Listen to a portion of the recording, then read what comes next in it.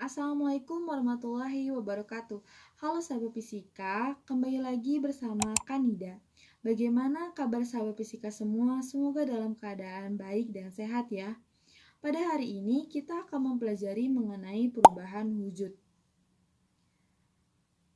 Adapun tujuan pembelajaran pada hari ini, yang pertama kita akan mempelajari mengenai macam-macam dari perubahan wujud.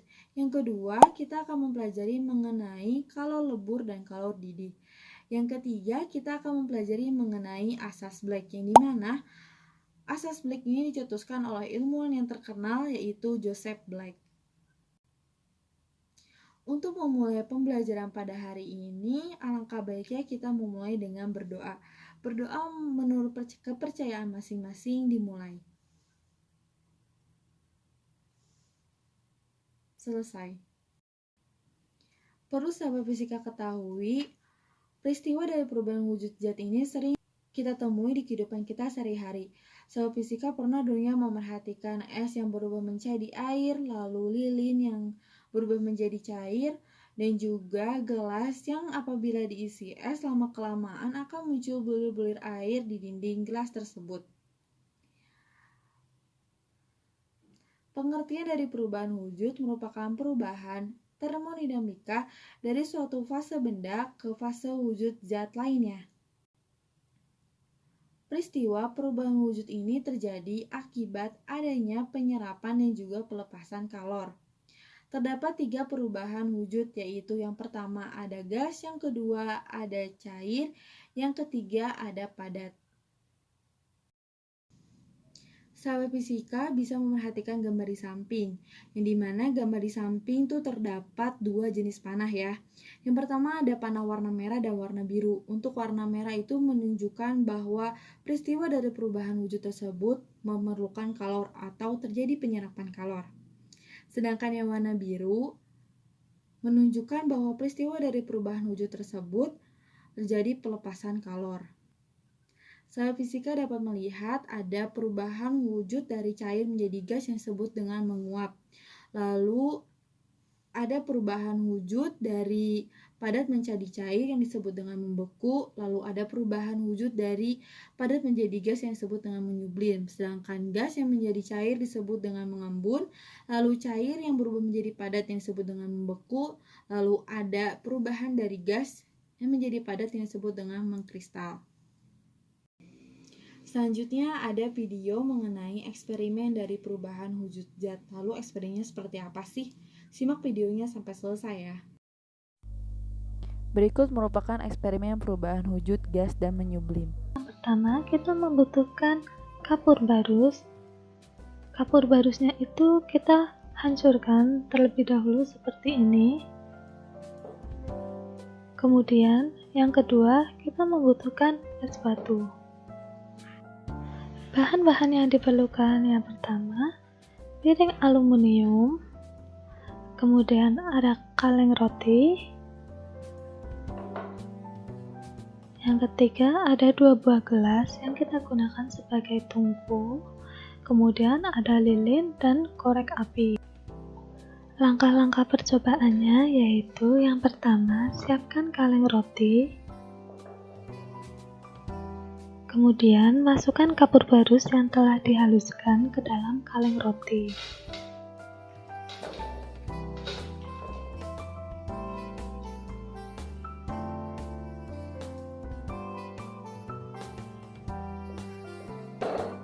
Tutup kaleng roti menggunakan piring aluminium dan letakkan es batu di atas piring aluminium.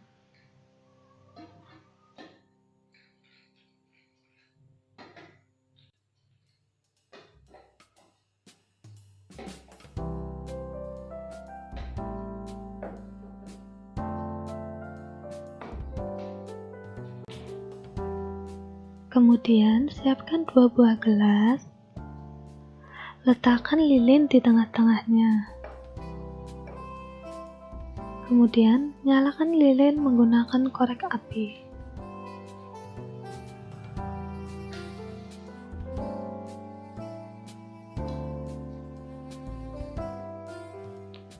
Panaskan kaleng yang telah berisi kapur barus di atas api. Tunggu hingga beberapa menit sampai kapur barus habis terbakar.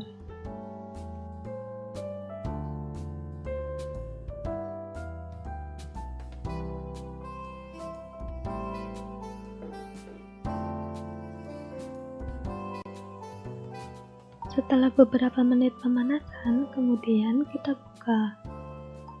Kapur barus yang dipanaskan akan menyublim, yaitu perubahan wujud dari padat menjadi gas. Kemudian, ketika gas dari kapur barus itu terkena es, maka ia akan mengkristal, yaitu perubahan gas menjadi padat. Kristal yang terbentuk akan menempel pada bagian bawah piring aluminium. Seperti ini. Beranjak ke pembahasan selanjutnya. Pembahasan selanjutnya itu membahas mengenai kalor didih dan kalor lebur. Sahabat fisika ada yang tahu nggak apa sih perbedaan dari kalor lebur dan kalor didih? Sahabat fisika, kalor lebur merupakan kalor yang dibutuhkan untuk 1 kg zat untuk melebur. Berikut merupakan persamaan matematisnya, yang dimana Q merupakan kalor yang diperlukan, lalu M merupakan massa zat, lalu KL merupakan kalor lebur zat. Nah, sahabat fisika, sedangkan kalor didih merupakan kalor yang dibutuhkan 1 kg zat untuk mendidih atau menguap. Kalor ini juga sama seperti kalor yang dibutuhkan zat untuk mengembun. Berikut merupakan persamaan matematisnya, di mana Q merupakan kalor yang dibutuhkan, M merupakan massa, dan Ku merupakan kalor uapnya.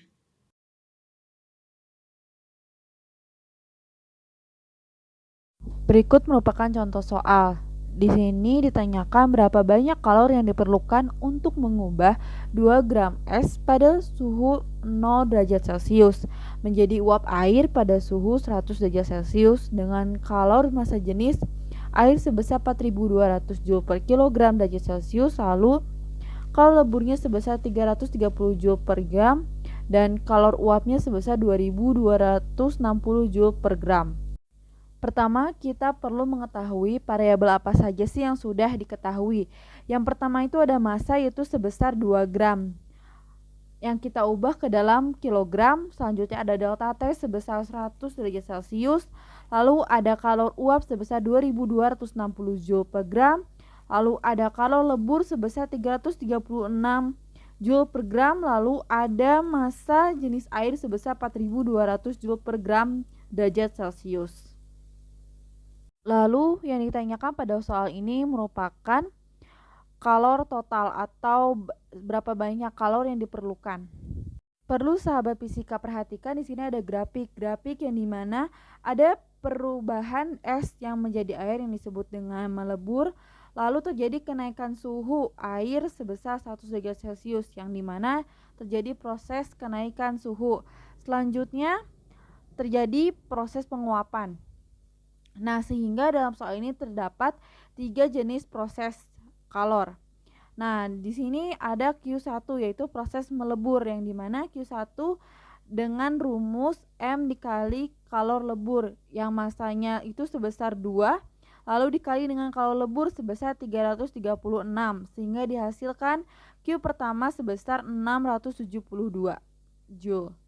Selanjutnya ada Q2 yang dimana Q2 merupakan proses dari menaikkan suhu sehingga rumusnya itu massa dikali dengan kalor jenis air dikali dengan delta T yang dimana dihasilkan Q2 sama dengan 840 Joule. Selanjutnya ada Q3 yaitu proses penguapan. Proses penguapan ini menggunakan rumus sebagai berikut yaitu massa dikali dengan kalor uap. Lalu didapatkan hasil sebesar 4.420 Joule. Selanjutnya nih sahabat fisika, kita jumlahkan dari ketiga proses tadi yang dimana Q total sama dengan Q1 sebesar 672, lalu ada Q2 sebesar 840 ditambah dengan Q3 sebesar 4.420 sehingga apabila dijumlahkan semua didapatkan hasil sebesar 6.032 Joule. Jadi kalor yang dibutuhkan sebesar 6.032 Joule. Penjelasan selanjutnya mengenai asas Black. Kakak mau bertanya, sahabat fisika pernah nggak membuat susu atau kopi? Bila sahabat fisika perhatikan, saat sahabat fisika menuangkan air panas ke dalam cairan susu yang dingin, lama-kelamaan cairan susu yang dingin berubah menjadi hangat. Hal tersebut terjadi akibat kalor menyebar ke seluruh cairan susu yang dingin. Nah, kalor yang diterima oleh susu yang dingin akan sama dengan kalor yang dilepaskan oleh air panas. Suhu akhir yang didapatkan dari pencampuran kedua suhu tersebut disebut dengan suhu termal.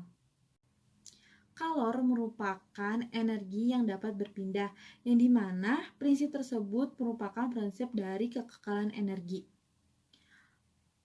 Hukum kekekalan energi pertama kali dicetuskan oleh Joseph Black.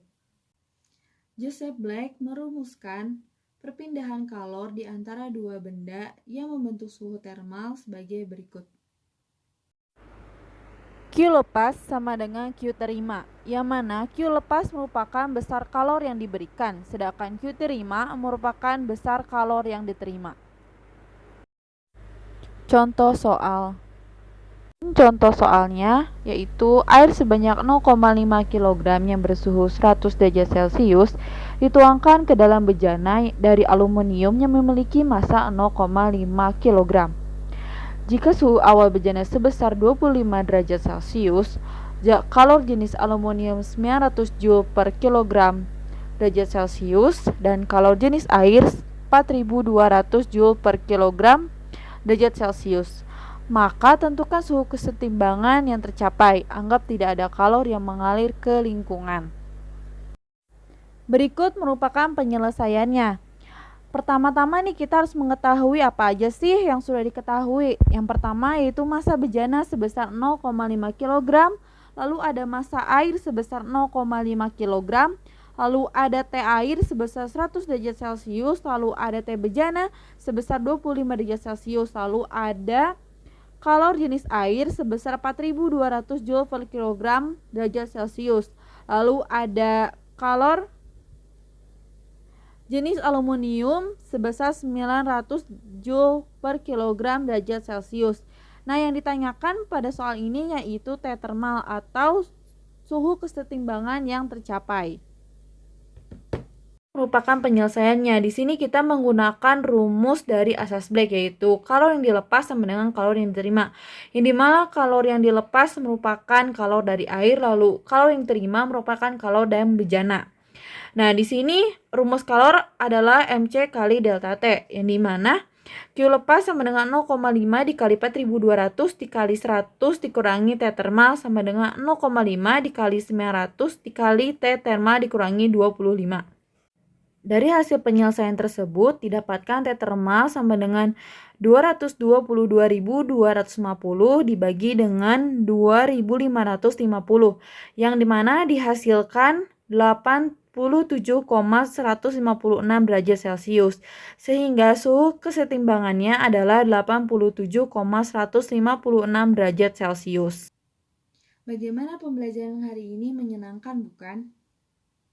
Sebelum kita mengakhiri pembelajaran hari ini, alangkah baiknya kita review bareng-bareng yuk apa aja sih yang sudah kita pelajari pada pertemuan kali ini. Yang pertama, kita sudah mempelajari mengenai perubahan wujud zat. Yang kedua, kita sudah tahu nih apa sih bedanya dari kalor lebur dan kalor didih.